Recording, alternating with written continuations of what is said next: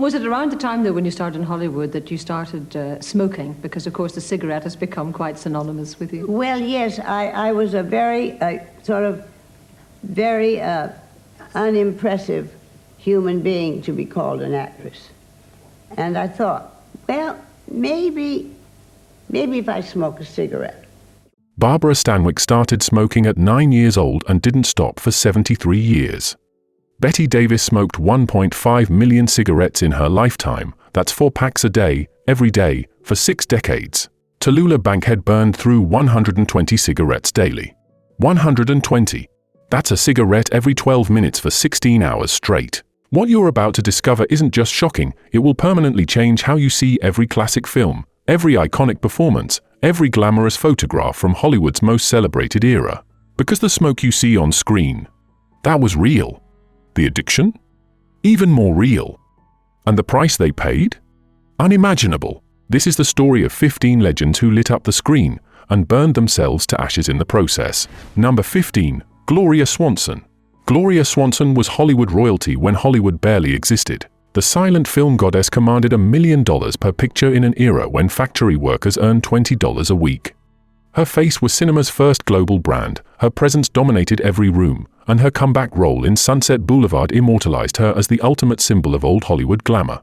But Gloria wielded cigarettes like a queen's scepter, and she never put them down. She started at 16, back when women smoking in public caused scandals. By the roaring 20s, she was burning through 3 packs of imported Turkish cigarettes daily. American tobacco was too pedestrian for her taste. Her servants received specific instructions: keep fresh cigarettes in sterling silver cases in every room of her 22-room Beverly Hills mansion. A biographer noted that Swanson engineered her home so she never walked more than 15 feet without encountering a place to smoke. During the filming of Sunset Boulevard in 1949, director Billy Wilder noticed something disturbing. Between takes, Swanson would vanish to her dressing room and chain smoke furiously, sometimes lighting a new cigarette before finishing the previous one. Her hands trembled slightly, not from age or nerves, but from nicotine withdrawal if she went 30 minutes without smoking. Those famous close-ups required special lighting to hide the yellowing of her teeth and the lines smoke had carved around her lips. Here's the cruelest detail: Swanson's personal secretary revealed that the actress woke every morning at 3 a.m. to smoke, her body unable to sleep through the night without nicotine. Miss Swanson didn't just enjoy cigarettes, the secretary said. She needed them the way most people need air. The irony cuts deep. In the 1960s, Swanson became one of Hollywood's earliest health food advocates, lecturing about organic vegetables and railing against processed foods. Yet she continued smoking unfiltered cigarettes until a heart attack in 1982 finally forced her to quit. By then, she'd smoked for 66 years. When Gloria Swanson died in 1983 at age 84, her lungs revealed a story her glamorous image never told, a story written in tar and ash across more than 500,000 cigarettes. Number 14. Vivien Leigh. Scarlett O'Hara. The role that defined a generation, won an Academy Award, and turned a British actress into an international sensation overnight. Vivien Leigh was beauty incarnate in Gone with the Wind, the woman who made audiences believe in the Old South even as she concealed her own old demons. Then came A Streetcar Named Desire, another Oscar, another triumph, another layer added to the legend. But Vivien Leigh was crumbling from the inside, and cigarettes were accelerating the collapse. She started smoking in her teens in England, but Hollywood intensified everything. By the time she filmed Gone with the Wind in 1939, she was smoking 2 packs a day. Co-star Olivia de Havilland remembered, between every take, Vivien would rush off camera and smoke. The heat on that set was unbearable. We were filming Atlanta Burning, and she'd stand there in full costume, corset and all, chain-smoking in 100-degree temperatures. What made Leigh's smoking particularly tragic was how it intertwined with her mental illness. She suffered from what we now know as bipolar disorder, experiencing manic episodes that left her smoking 4 or 5 packs a day, unable to sleep, pacing and lighting cigarette after cigarette through the night. During her depressive periods, she'd smoke differently, slower, more methodically, each cigarette a small delay before facing the world. Her husband, Laurence Olivier, tried desperately to get her to stop. Their arguments about smoking became legendary among friends. "She's killing herself," Olivier told director Elia Kazan during the filming of Streetcar. "And I can't stop her because when I try, she just smokes more." The smoking destroyed her legendary beauty faster than age ever could. By her 40s, Vivian's skin had turned sallow, her eyes had lost their sparkle, and her voice had roughened. The face that had launched 1,000 fantasies was fading before anyone's eyes. Then came tuberculosis, made worse by decades of smoke-damaged lungs. Her body couldn't fight the infection. The woman who'd survived the burning of Atlanta on screen was being consumed by a different kind of fire.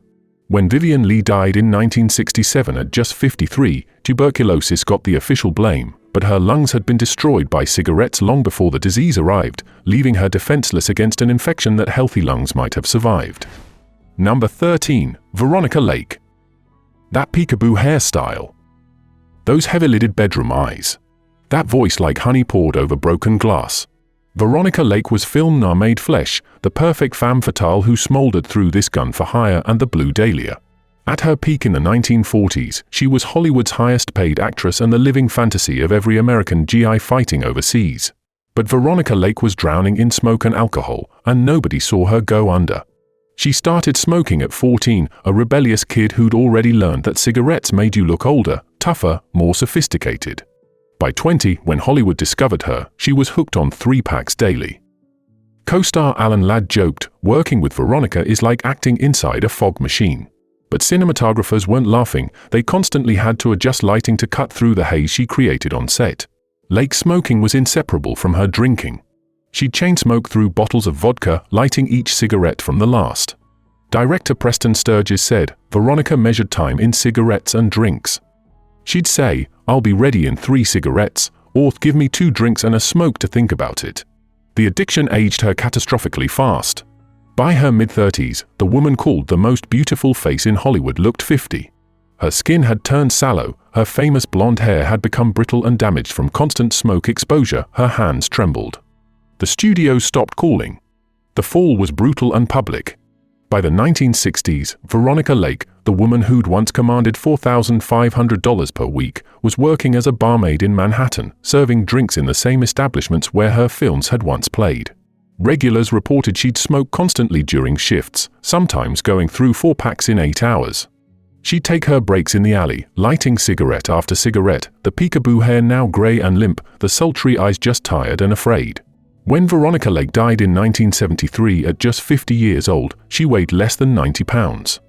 Hepatitis and kidney failure were listed as causes, but everyone who knew her understood the real story. Decades of alcohol and cigarettes had destroyed her from the inside out.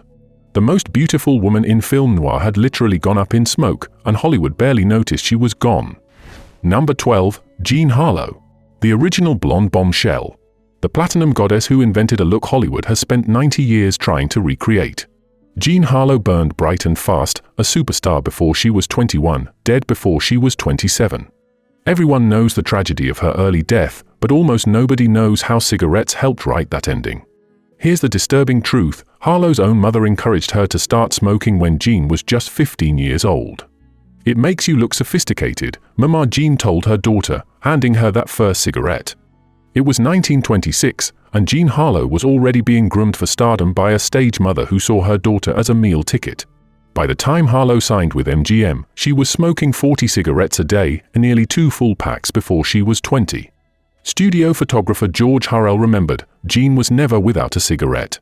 She'd smoke between every shot, sometimes during shots if we could hide it in the frame. She'd wake up and immediately light one. Her fingers were always slightly stained yellow, which we had to retouch out of every photograph.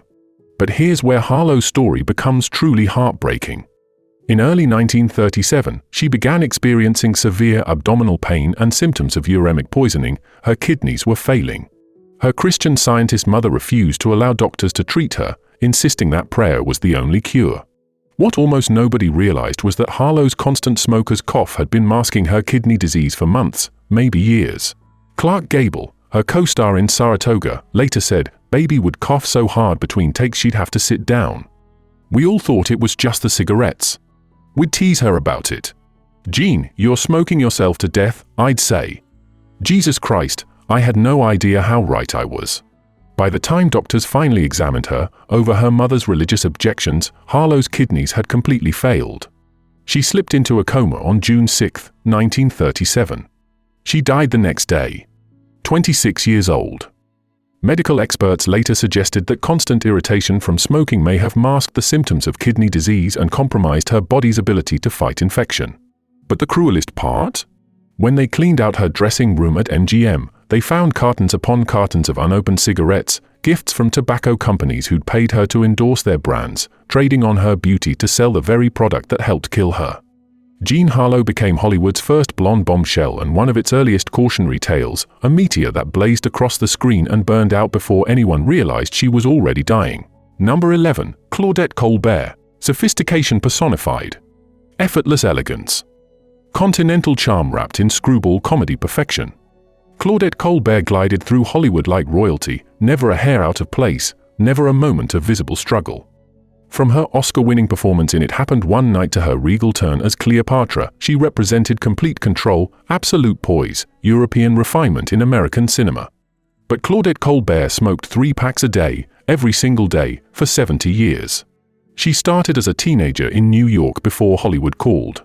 By the time she became a star in the 1930s, smoking was as ritualized as choosing her camera angle. She famously insisted on being filmed only from her left side. Her smoking was equally calculated and controlled. She preferred European cigarettes, usually Gallices or Gitanes, which she considered more refined than American brands. Director Preston Sturges said Claudette had rules for everything: lighting, photography, lunch breaks, everything. And she had to smoke between every take. Not wanted to, had to. If you tried to rush her, she'd simply hold up one perfectly manicured finger and light another cigarette. Shooting would wait. Here's where Colbert's story reveals a fatal delusion that killed her slowly. She genuinely believed European women didn't suffer the same health consequences from smoking as Americans did. French women have been smoking for centuries, she'd say with complete confidence. It's the American anxiety that kills you, not the tobacco. She'd cite French actresses who lived into their 80s and 90s while smoking, convinced that lifestyle, attitude, and breeding mattered more than nicotine and tar. She was catastrophically, fatally wrong. Even when American doctors began warning her in the 1960s, Colbert refused to quit. She'd survived the transition from silent films to talkies, from talkies to color, from studio system to independence. She'd maintained her beauty and career longer than almost any actress of her generation. Surely, she reasoned, she could survive cigarettes too. But by her 70s and 80s, reality became impossible to ignore. Her breathing grew labored. Simple conversations left her winded. She began keeping oxygen in her home, smoking with the oxygen tank positioned nearby, a dangerous practice her terrified staff begged her to abandon. The most haunting detail? Colbert would wake at 2 or 3 a.m. with nicotine cravings so intense she couldn't return to sleep without smoking. For the last 20 years of her life, she kept cigarettes on her nightstand, lighting them in darkness, the brief glow illuminating her face, still beautiful at 70, 80, 90, still elegant, still refined, still addicted. Claudette Colbert died in 1996 at age 92, which sounds like victory. She'd outlived nearly everyone, after all. But those final years were spent in increasing misery, tethered to oxygen, struggling for every breath, her legendary sophistication reduced to a desperate fight for air. The woman who'd made everything look effortless spent her last decade discovering that breathing, the most basic human function, had become the hardest thing she'd ever done, all because she'd refused to believe that cigarettes could touch someone as refined, as European, as superior as herself. Number 10. Rita Hayworth. Margarita Cancino became Rita Hayworth, and Rita Hayworth became a goddess. The love goddess of 1940s Hollywood, with that cascade of auburn hair, those hypnotic eyes, that body that made her pin up the most popular image among American servicemen during World War II. She was beauty incarnate, glamour made flesh, desire dancing in technicolor across screens worldwide. But behind those luminous eyes was a terrified woman who'd been smoking since she was 12 years old, and if you think that's young, wait until you hear what's coming in the top 5. Rita's father, Eduardo Cancino, was a Spanish dancer who put his daughter on stage far too young, under far too much pressure. She turned to cigarettes as escape from the anxiety of performing, the fear of disappointing her controlling father, and later the studio executives who literally reshaped her, raising her hairline through painful electrolysis, changing her name, transforming Margarita into Rita. By the time she starred in Gilda in 1946, she was smoking 3 packs daily. Costume designer Jean Louis recalled, Rita's dressing room always smelled like smoke. Those gorgeous gowns we created for her? They'd reek of cigarettes after just one wearing. We'd have to air them out for days before we could store them. But what disturbed Louis more was watching Hayworth smoke through anxiety attacks, lighting cigarette after cigarette until her hand stopped shaking enough to face the cameras. Her 5 husbands all tried to get her to quit. Orson Welles, her second husband, was particularly vocal. "She smokes because she's terrified," he said in an interview years after their divorce. Terrified of the camera, terrified of the expectations, terrified of being Margarita and being Rita. The cigarettes were her only constant in a life that kept being rewritten by other people. As Rita aged and her marriages collapsed one by one, her smoking intensified. During her 5th marriage to producer James Hill in the late 1950s, household staff reported she'd wake at 2 or 3 a.m. and smoke for hours, unable to sleep, her mind racing. By then, early signs of Alzheimer's disease were appearing, the disease that would eventually destroy the mind that cigarettes had been helping destroy the body. Here's what breaks your heart. As Alzheimer's robbed Rita of her memories, her body still remembered the addiction. In the care facility where she spent her final years, nurses would find her making smoking motions with her fingers, bringing imaginary cigarettes to her lips. Sometimes she'd light multiple cigarettes at once and forget she'd already lit one, creating small fires that staff had to rush to extinguish. She couldn't remember her daughters' names. She couldn't remember being Rita Hayworth. But muscle memory and addiction ran deeper than conscious thought. The woman whose face launched 1,000 fantasies couldn't remember her own name, but she remembered smoking. When Rita Hayworth died in 1987 at age 68, Alzheimer's got the official blame. But medical researchers have since established links between smoking and cognitive decline, the constant oxygen deprivation, the vascular damage, the inflammation. The cigarette she'd been smoking for 56 years may have helped cloud not just her lungs but her mind, accelerating the very disease that erased her from herself. The love goddess had been consumed by the thing she'd used to cope with being worshipped, one cigarette at a time, until there was nothing left but smoke and fading memories and a body that remembered addiction even when it had forgotten everything else. Number 9. Lana Turner. The Sweater Girl. The legend discovered at Schwab's Pharmacy, though that story was invented by studio publicists. The platinum blonde with the perfect face and the catastrophically imperfect life. Lana Turner rose from poverty to become MGM's biggest star, desired by millions, married 8 times, and trapped in scandals that would have destroyed anyone with less raw charisma. She was also a heavy smoker from age 15, and her addiction would spike to terrifying levels during the worst crisis of her life, a crisis you'll want to remember when we get to the top 3 entries, because what happened to Lana Turner was just a preview of the destruction that's still coming. Lana started smoking when she first arrived in Hollywood, a terrified teenager thrust into a world of powerful men and impossible expectations. Cigarettes were her armor, her security blanket, her way of looking older and more sophisticated than she felt. By her 20s, during peak stardom, she was smoking 2 to 3 packs daily. But Lana's smoking intensified dramatically during stress, and her life was built on stress. The most infamous incident occurred on April 4, 1958. Johnny Stompanato, a violent gangster connected to Mickey Cohen, had been abusing Turner for months. That night, during a vicious argument in Turner's Beverly Hills bedroom, her 14-year-old daughter Cheryl grabbed a kitchen knife and stabbed Stompanato to death. The tabloids exploded. The trial became a national obsession. America watched the love goddess testify about abuse, violence, and her daughter killing to protect her. Turner's attorney later revealed that during the 10 days following the killing, before and during the inquest, Lana smoked 6 to 7 packs a day. That's 120 to 140 cigarettes. She'd light one, take 3 or 4 drags, crush it out, and immediately light another, he said. Her hands never stopped shaking. The only thing that seemed to calm her, and I use that word loosely, was the physical act of smoking. Co-stars noticed how Turner used cigarettes as punctuation throughout her entire life. Director Douglas Sirk, who worked with her on several melodramas, observed, Lana smoked to celebrate, to mourn, to think, to wait. Before difficult scenes, after difficult scenes. Between husbands, and she had 8 of them. During husbands. She measured her entire life in cigarettes. The smoking ravaged her famous beauty. By her 50s, makeup artists were fighting a losing battle against the deep lines around her mouth, the yellowing of her teeth, the dullness of her skin.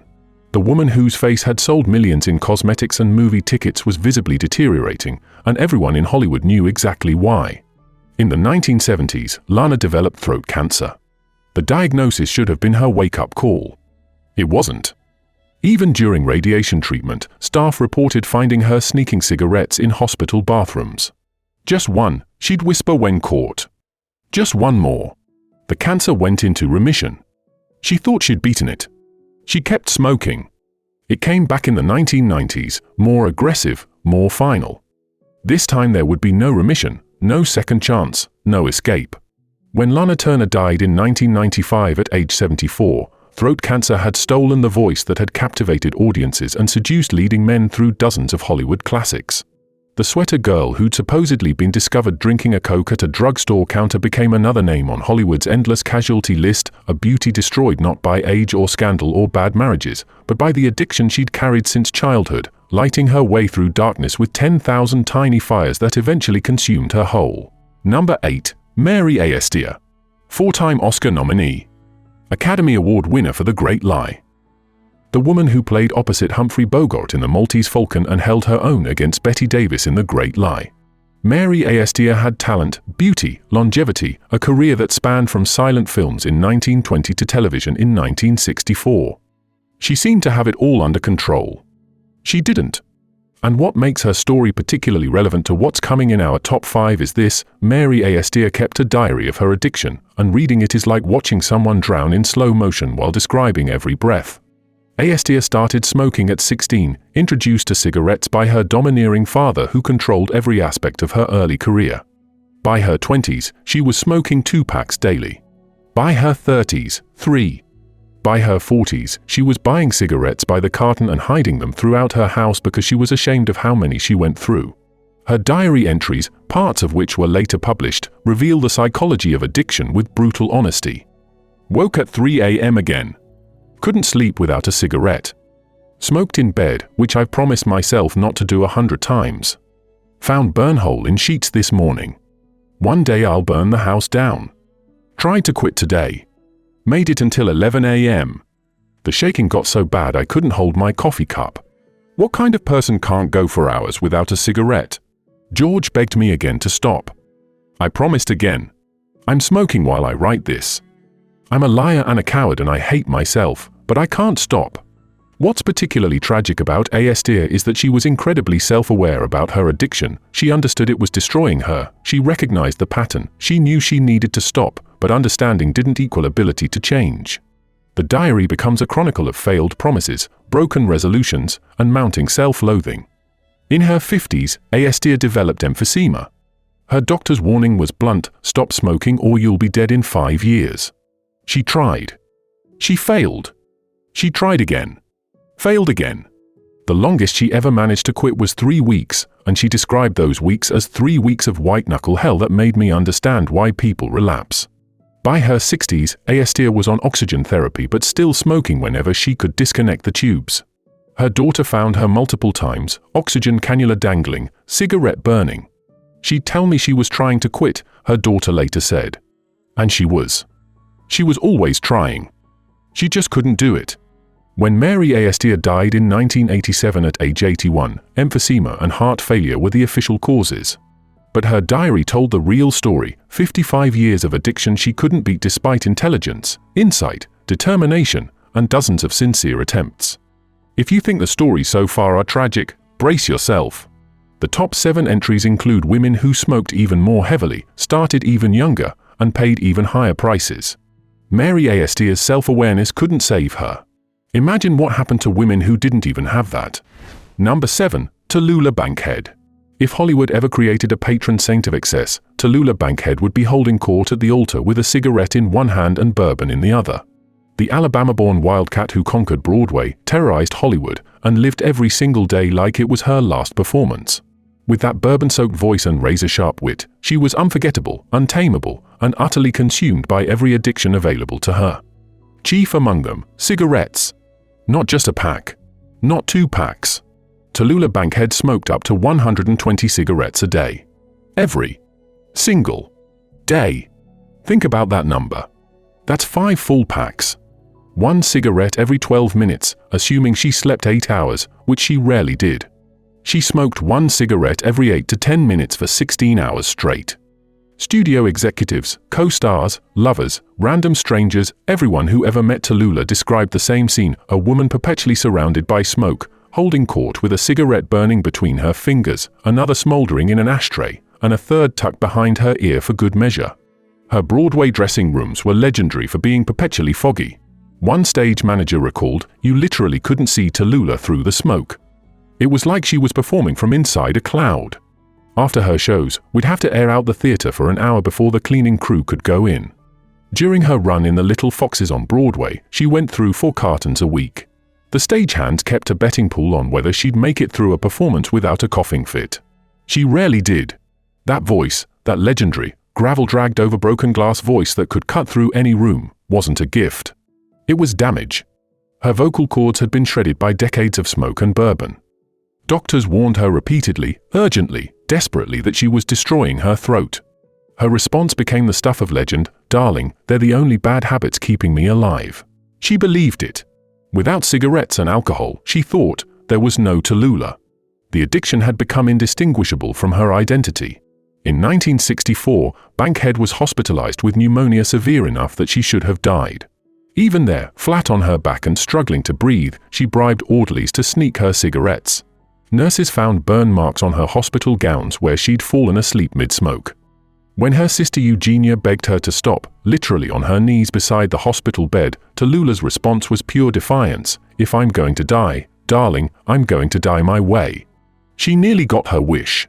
When Tallulah Bankhead died in 1968 at age 66, she was suffering from emphysema so severe she could barely speak above a whisper. The woman who'd lived louder than anyone in Hollywood was going out gasping for air that cigarettes had stolen, breath by breath, across more than 50 years. Her final request, denied by horrified doctors, was for one last cigarette. The woman who'd burned brighter than anyone was finally consumed by the fire she'd been feeding all along. But if you think 120 cigarettes a day is the worst it gets, you're not prepared for what's coming. 3 entries from now, you'll meet someone whose addiction makes Tallulah Bankhead look like a casual smoker. Number 6, Ava Gardner. If God created the perfect woman and then gave her a fatal flaw to make the story interesting, the result would be Ava Gardner, the North Carolina farm girl who became the most beautiful woman in Hollywood. Who married Mickey Rooney at 19, Artie Shaw at 22, and Frank Sinatra at 28. Who broke hearts on 3 continents and drank and smoked her way through an epic, operatic, ultimately tragic life that reads like mythology written in bourbon and ash. Ava Gardner smoked and filtered Lucky Strikes 4 packs a day. And she made absolutely no apologies for it. She started young in rural North Carolina, where tobacco was both crop and currency, where smoking was as natural as breathing, more natural, as it turned out, because in her final years smoking became easier than breathing ever was. By the time MGM discovered her and brought her to Hollywood in 1941, cigarettes were already woven into every fiber of her being. What made Gardner's smoking particularly destructive was how she combined it with heavy drinking. Whiskey and cigarettes from the moment she woke until she passed out at night. Director John Huston said, "Ava was one of the most beautiful women ever captured on film. She was also one of the most self-destructive human beings I ever met. She didn't just smoke, she chain-smoked while drinking bourbon. Every single day. It was like watching someone try to put out a fire by pouring gasoline on it." Her third husband, Frank Sinatra, begged her to cut back. They had volcanic battles about her smoking, screaming matches that would end with both of them lighting cigarettes and drinking in angry silence, the smoke between them thick as the resentments they couldn't voice. "She's killing herself," Sinatra told friends during their marriage, "and there's nothing I can do to stop her." The marriage ended.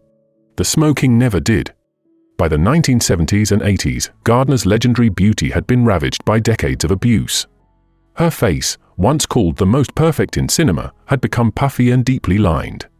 Her voice, naturally sultry, had deepened into a rasp that sounded like a blues singer gargling gravel. She developed emphysema, then chronic bronchitis. Breathing became a daily struggle, a battle she fought and lost every morning. Then came the strokes. First one in 1986. Then another. The second stroke left her partially paralyzed, confined to her London apartment, attended by nurses around the clock, her legendary beauty and vitality reduced to a body that barely worked. And even then, this is the part that should haunt everyone who hears it, even then, paralyzed and trapped and dying, Ava Gardner wouldn't stop smoking. Nurses reported that she'd use her one functioning hand to bring cigarettes to her mouth. She'd burn herself sometimes because the paralysis meant she couldn't feel the heat anymore. Her bedroom in London became a prison cell filled with smoke, curtains drawn against the world, the greatest beauty of Hollywood's golden age reduced to a paralyzed woman chain-smoking in the darkness, alone with her addiction and her fading memories. When friends visited and suggested, gently, carefully, that maybe she should try to quit, her response became legendary: "Without cigarettes, what's the point of going on?" Ava Gardner died in 1990 at age 67. Pneumonia and bronchitis were listed as the official causes, but everyone who knew her understood the real killer.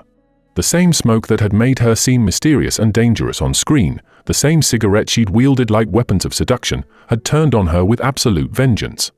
The most beautiful woman in the world had chosen the ugliest way to die, one cigarette at a time, until her lungs could no longer tell the difference between breathing and burning, and there was no beauty left at all, just smoke and suffering, and a woman who couldn't stop even when stopping meant survival. The top 5 entries prove that even this level of destruction wasn't the worst of it. The women you're about to meet took addiction to places that seem almost unbelievable, except they're all documented, all true, all paid for in ways that will change how you see Hollywood forever. Number 5. Lucille Ball. America's favorite redhead. The queen of comedy. The woman who made an entire nation laugh every Monday night at 9 p.m., who pioneered television production, who built an empire out of charm and physical comedy and impeccable timing. Lucy Ricardo was chaos and mischief and innocence, the every woman who got into scrapes that made millions feel like they knew her personally. Lucille Ball smoked 3 packs a day while creating that wholesome image, and almost nobody watching at home ever knew. This revelation surprises people more than almost any other on this list, because Lucy's image was so clean, so all-American, so utterly wholesome. But behind the scenes of I Love Lucy, between those rapid-fire takes and physical comedy routines that left her bruised and exhausted, Lucille Ball chain-smoked constantly and desperately. Desi Arnaz, her husband and co-star, said it plainly to friends: "There are 2 Lucys. The one America sees every Monday night, and the one who can't get through a script reading without cigarettes." Writers for the show confirmed that every rehearsal, every script session, every creative meeting was conducted in clouds of smoke. Ball would pace while working through bits and gags, cigarette perpetually burning in her hand, ash falling onto scripts that writers learned to keep away from open flames. But here's where the irony becomes almost unbearable. While Lucy was filming endorsements for Philip Morris cigarettes, the show's original sponsor, praising their smooth taste and superior quality, she was privately struggling with an addiction that was consuming her life. During breaks in filming I Love Lucy, she'd rush to her dressing room and smoke as many cigarettes as she could before being called back to set. Stage hands learned to judge how long breaks would last by counting how many cigarettes Lucy smoked. 2 cigarettes meant a short break. 5 meant they had time to grab coffee. Vivian Vance, who played Ethel Mertz and became one of Lucy's closest friends, later revealed the extent of it. Lucy was never without a cigarette except when the cameras were rolling. The absolute second they yelled "cut," she'd have one in her mouth. She smoked during makeup, during costume changes, during lunch, during phone calls with the network. If she went 15 minutes without smoking, she'd get visibly irritable, short-tempered, unable to focus, her hands would shake slightly. Here's the detail that haunts everyone who worked with her. In the 1960s, when the health dangers of smoking were becoming undeniable and impossible to ignore, CBS executives asked Ball to quit smoking for her image, or at least to hide it better. Her response was delivered as a joke, but nobody who heard it thought she was joking. "If I stop smoking, I stop being funny." She believed it absolutely. The nervousness, the creative energy, the manic perfectionism that made her a genius, she was convinced it all ran on nicotine. So she kept smoking through the end of I Love Lucy, through The Lucy Show, through Here's Lucy, through decades of being America's favorite comedian, never once revealing to her audience that the wholesome redhead they loved was feeding an addiction that was slowly killing her. The price came due on April 18, 1989. Ball was admitted to Cedars-Sinai Hospital complaining of chest pains. During emergency surgery to repair an aortic aneurysm, doctors discovered catastrophic damage. Her entire cardiovascular system had been destroyed by decades of heavy smoking. The surgery appeared successful. She woke up. She seemed to be recovering. 8 days later, on April 26, 1989, the aorta ruptured again. Lucille Ball died at age 77, and when they cleaned out her Beverly Hills home afterward, they found what everyone who'd worked with her already knew: burn marks everywhere. On furniture, on carpets, on curtains and countertops and bedside tables. Hundreds of burn marks throughout the house, silent testimonies to the addiction that had ruled her life, evidence of all those times she'd set down a cigarette and forgotten it, so focused on a script or a joke or the next day's shooting that she'd let it burn down to nothing. The woman who made America laugh for 40 years had been burning herself down the whole time, and nobody watching at home ever knew. The wholesome redhead who sold cigarettes to millions had been completely sold on them herself, trading laughter for breath, comedy for years, until there were no more jokes left to tell and no more air left to tell them with. America mourned Lucy Ricardo. But Lucille Ball had died alone with her addiction, one of Hollywood's best-kept secrets finally revealed in the autopsy reports and the burn marks scattered through an empty house. Number 4. Katharine Hepburn. 4-time Academy Award winner, a record unmatched for decades. 50-year career playing women who refused to conform, refused to compromise, refused to be anything other than themselves. She wore trousers when Hollywood demanded dresses. She spoke her mind when women were expected to stay silent. She seemed immune to the weaknesses that destroyed lesser mortals. But Katharine Hepburn smoked 3 packs a day for most of her adult life, and that addiction undermined everything her public image represented. She started at 16, rebellious, defiant, determined to prove she was different from other girls at elite Bryn Mawr College. By the time she reached Hollywood in 1932, smoking had become as integral to her identity as her Connecticut accent or her refusal to give interviews. Cigarettes were her prop, her punctuation, her way of marking time between scenes and thoughts and the exhausting performance of being Katharine Hepburn. But what made Hepburn's addiction particularly fascinating and tragic was how she intellectualized it. She didn't smoke out of weakness, she'd argue. She smoked out of choice. The fundamental American right to make her own decisions about her own body and her own life. When doctors began warning her in the 1950s about health risks, her response was vintage Hepburn, "I'd rather die as myself than live as someone I don't recognize." The cigarettes were her rebellion against being told what to do, even when what she was being told was "don't kill yourself." Director George Cukor, who worked with her on 8 films spanning 4 decades, said, "Katie smoked through absolutely everything. Tennis matches, she'd stop every few games to smoke. Swimming, she'd smoke before and after. Bicycle rides, she'd stop every few miles to light up. The cigarettes were her constant rebellion against authority, even when that authority was her own doctor telling her she was destroying her lungs." That famous Hepburn voice, the distinctive tremulous quality that became her trademark, was partially the result of smoke-damaged lungs and vocal cords. What millions of moviegoers heard as strength and character was actually the early sound of emphysema slowly constricting her breathing. The slight shake in her hands that became more pronounced in later films wasn't entirely the Parkinson's disease that was often reported, it was also nicotine withdrawal between takes, her body crying out for the next cigarette. Even Spencer Tracy, the love of her life, couldn't get her to quit. Tracy himself was a heavy drinker and smoker, and they enabled each other's addictions throughout their 26-year relationship, an affair conducted in secret because Tracy was Catholic and wouldn't divorce his wife. After Tracy died of a heart attack in 1967, partially caused by his lifetime of smoking, Hepburn still didn't quit. If anything, she smoked more, lighting cigarettes as she mourned alone, forbidden even from attending his funeral. The consequences mounted slowly but inevitably. Chronic bronchitis by her 60s. Emphysema by her 70s. Increasing difficulty with any physical exertion. The woman who'd prided herself on athletic prowess, who'd done her own stunts well into middle age, found herself unable to climb stairs without stopping to catch her breath. But she never stopped smoking. Friends who visited her in her final years described a woman still fierce, still sharp, still completely herself, but struggling for every breath, her living room equipped with oxygen that she'd use between cigarettes, the absurdity of the situation apparently invisible to her. Katharine Hepburn died in 2003 at age 96, which seems like a victory over the odds. She'd outlived nearly everyone from her generation, after all. But here's what that longevity obscures: her final 2 decades were marked by increasing frailty, by a body that had to fight for every breath, by lungs so scarred and damaged that simple activities became ordeals requiring planning and rest. Number 3. Lauren Bacall. That voice. That husky, honey over gravel, sex dripping off every syllable voice that made grown men weak and women envious. The 19-year-old nobody who looked at Humphrey Bogart in To Have and Have Not and asked, "You know how to whistle, don't you? You just put your lips together and blow," and became a star in that instant. Lauren Bacall was cool personified, sophisticated sexuality made flesh, the woman who could match Bogart drink for drink, quip for quip, and cigarette for cigarette. Except here's the secret that Hollywood buried for decades: that famous voice wasn't natural. It was manufactured. Director Howard Hawks literally created Lauren Bacall's signature sound by having her damage her own vocal cords with smoke. He took Betty Joan Persk, a model from New York with a perfectly normal, somewhat high-pitched voice, and gave her explicit instructions: drive into the Hollywood Hills every single day. Read aloud from books. And chain smoke cigarettes while you do it.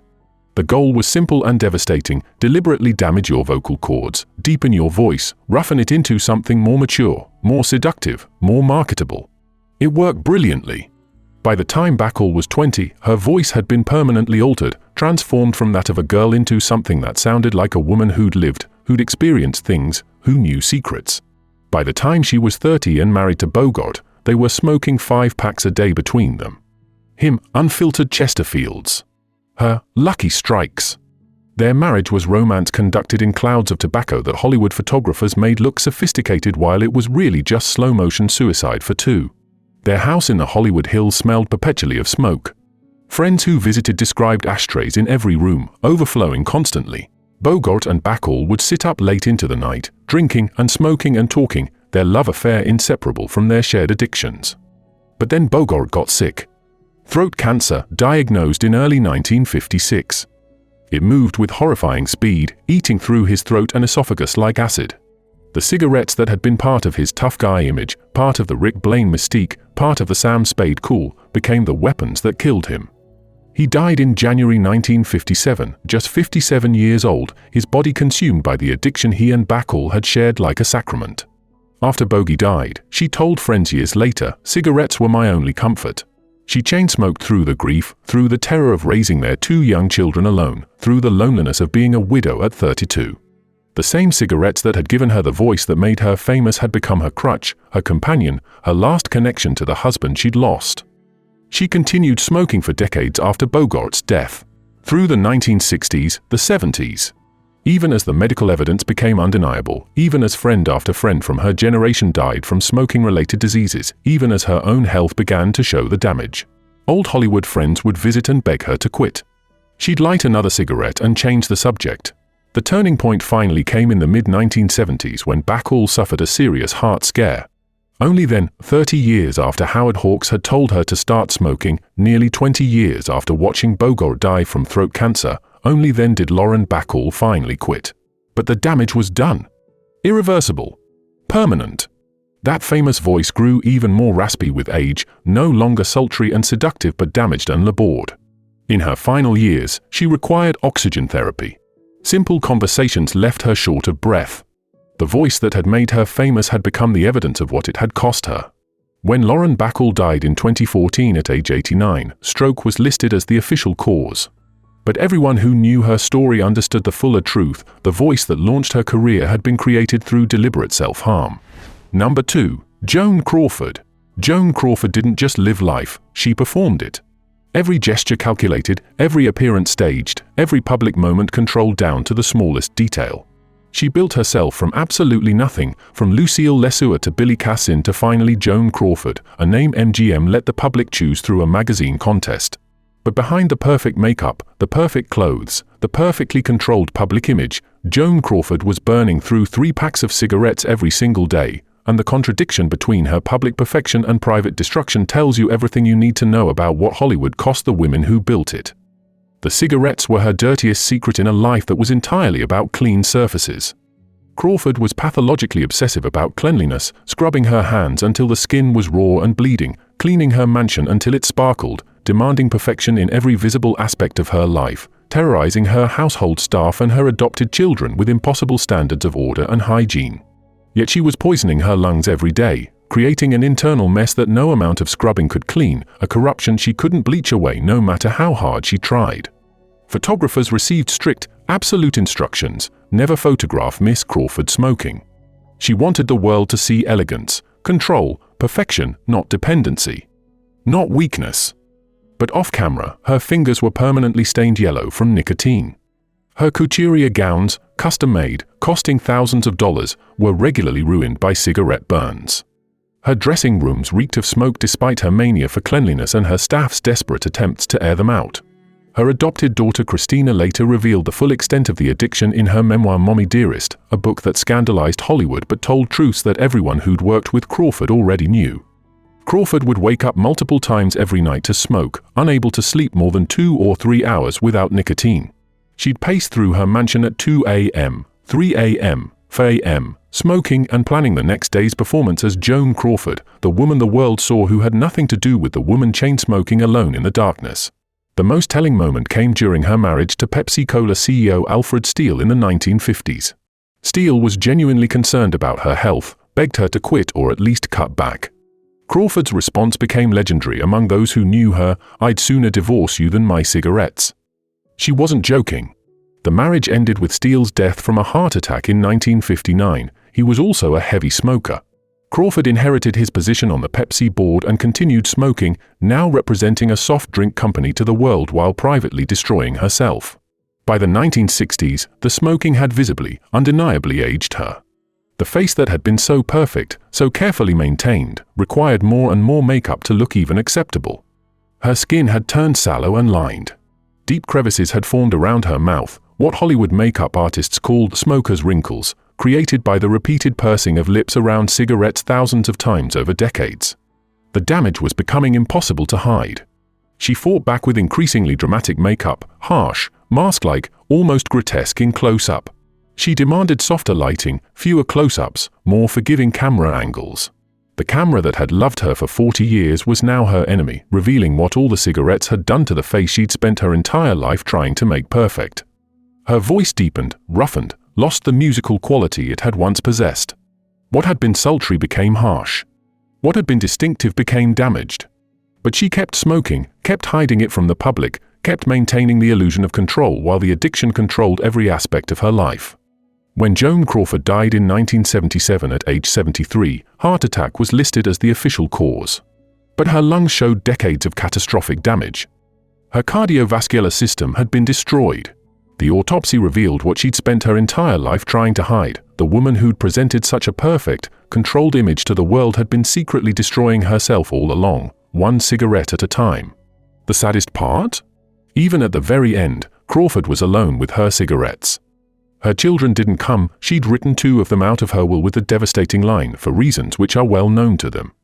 Her friends were gone. The perfection she'd maintained so ruthlessly, sacrificed so much for, had left her completely isolated. But the cigarettes had been her most loyal companion, from the teenage girl who started smoking in the 1920s to the bitter old woman who died surrounded by overflowing ashtrays in 1977, having divorced everyone and everything except her addiction, which stayed faithful until the bitter end. Number 1. Bette Davis. Fasten your seatbelts. It's going to be a bumpy night. Bette Davis didn't just say that legendary line in All About Eve, she lived it. Every single day. Every role. Every confrontation with studio executives, directors, co-stars, and anyone else foolish enough to try to tell her what to do or who to be. Davis was a hurricane, a force of nature, arguably the most powerful actress of her generation and possibly any generation. With those enormous, distinctive eyes and that razor-sharp intelligence, she redefined what it meant to be a leading lady in Hollywood. She refused to be decorative. She refused to be silent. She demanded to be taken seriously as an artist. And she won. And she smoked herself to death doing it. Bette Davis didn't simply smoke cigarettes. She weaponized them. Those cigarettes weren't just a habit, they were a prop, a power move, punctuation marks in her performances both on screen and off screen. From Jezebel to Now, Voyager to All About Eve to whatever happened to Baby Jane, her cigarettes became extensions of her power, her defiance, her absolute refusal to be anyone other than exactly who she was. That famous scene in Now, Voyager where Paul Henreid lights 2 cigarettes and hands her one. That wasn't just romantic cinema. For Davis, it was documentary footage.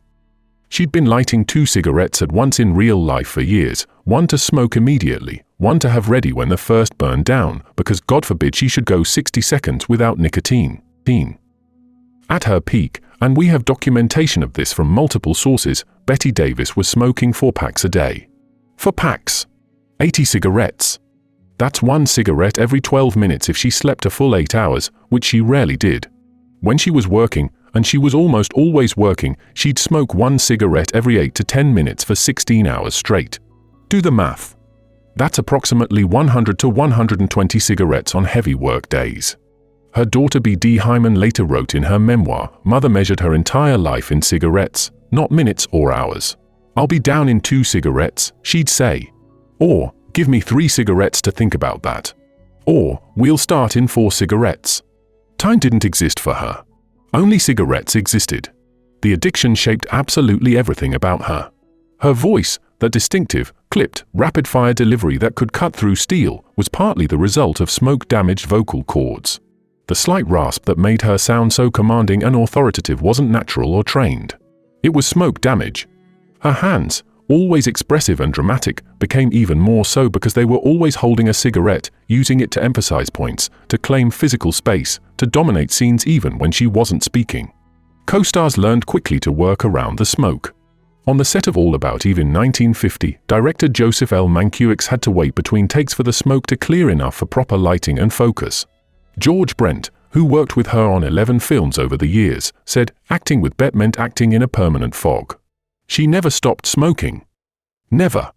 Between every take, during every break, during blocking rehearsals, during script readings, during makeup, during costume fittings. The cigarette was as much a part of her as those incredible eyes. But the most devastating, heartbreaking evidence of her addiction came in 1983. Bette Davis suffered a massive stroke that left her partially paralyzed on her right side.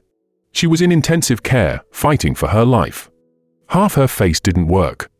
Her right arm hung useless. Speech was difficult. Walking was impossible, and nurses caught her trying to light a cigarette with her one working hand. When they took the cigarette away, for her own safety, to prevent her from dropping it and starting a fire, she screamed at them with the half of her face that still worked, cursing them with whatever words she could force out of her damaged mouth. After she recovered enough to go home, she continued smoking. Partially paralyzed. Barely able to walk. Her legendary career essentially over. Her body broken. And she still smoked. Family members begged her to stop. Her few remaining friends pleaded with her. Doctors warned her in the starkest possible terms. Her response, and this became her epitaph, the summary of her entire life, was delivered with all the defiance she could muster. "I've chosen my poison." She had indeed chosen it. Or perhaps it had chosen her. By that point, it was impossible to tell the difference. The breast cancer came in 1983, shortly after the stroke. Then it metastasized. Then came the emphysema diagnosis, though anyone who'd spent 5 minutes around her could have made that diagnosis decades earlier. Her heart was damaged from years of reduced oxygen. Her entire cardiovascular system had been ravaged by decades of abuse. The cancer was almost beside the point. She'd smoke through the oxygen tube. She'd smoke between radiation treatments, actually lighting up in the car on the way home from the hospital. Nurses would find cigarettes hidden in her bedroom, in her bathroom, tucked into books and coat pockets. Her absolute refusal to yield, to admit defeat, to acknowledge any weakness whatsoever had become completely indistinguishable from slow-motion suicide. Friends who visited her in those final years described a woman who was still fierce, still sharp-tongued, still absolutely herself, but physically destroyed. Her lungs were so damaged that simple activities required rest and recovery. The addiction and her identity had become so intertwined that giving up cigarettes would have meant giving up being Bette Davis. By the time she died on October 6, 1989, at age 81, Bette Davis had smoked for 65 years, from age 16 to age 81, with only brief interruptions for surgeries. Medical experts who reviewed her case later estimated that she'd consumed more than 1.5 million cigarettes in her lifetime. At her funeral, several people remarked on how small she looked in the casket. The great Bette Davis, who dominated every room she'd ever entered, who'd terrorized directors and charmed audiences, who'd been larger than life for 60 years, she'd been reduced to a tiny, wasted figure, consumed from within by the addiction she'd worn like a crown. And they burned themselves to ashes in the process. Every single one of them. No exceptions. No survivors. Just smoke, memories, and the terrible price of addiction wrapped in a beautiful package that an entire generation bought without reading the warning label, because there wasn't one yet, and by the time there was, it was already far too late for the legends who'd made smoking look like the height of Hollywood glamour.